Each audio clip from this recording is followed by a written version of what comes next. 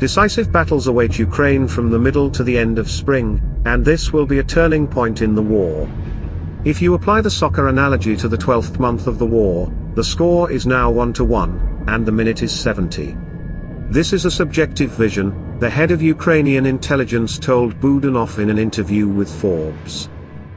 Ukrainian forces are holding their ground, although heavy fighting is taking place all along the line. The most difficult now is to the north of Bakhmut. Under Bakhmut, the enemy is throwing more and more forces, just to achieve at least some result. For the most part, they are working in the form of combined brigades, convicts from the Wagner Group, regular units of the Russian army, and there are even already militants from the so-called Donetsk and Luhansk republics. The Russians have a strategic goal of reaching the administrative borders of the Donetsk and Luhansk regions by March 31st at any cost. That, the previously announced big Russian offensive has begun and is already underway.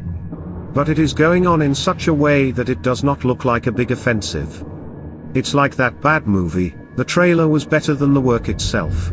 Yes, there are difficult sections, but otherwise, nothing that Ukrainian army fighters have not previously encountered.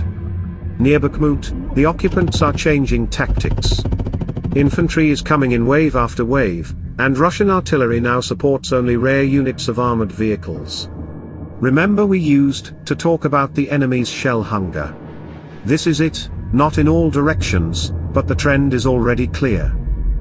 For 2 months now Russian troops have been living in the most ammunition-saving mode. They are now being used more or less normally only in Bakhmut and Limansk direction.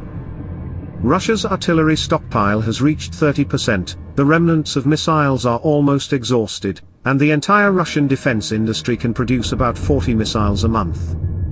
Russia produces far fewer shells than it uses, and it will not be possible to deploy more production because Russia is not even the Soviet Union. After victory, Ukraine should create a security zone around its border. A demilitarized zone with permanent control. From 40 to 100 kilometers deep into Russian territory. I will also read the fresh statements of 2 other intelligence agencies. German intelligence believes that the Kremlin leadership can mobilize up to 1 million more people for the war against Ukraine. The main thing to understand is that they cannot do it all at once, only in 3 to 4 stages. The usual replacement of the recycled occupiers, nothing new. British intelligence, Putin in his speeches continues to say that the war is an existential threat to Russia, while also claiming that all is well and is going according to plan. The simultaneous use of these theses makes both meaningless. You'd think he was saying something logical before that.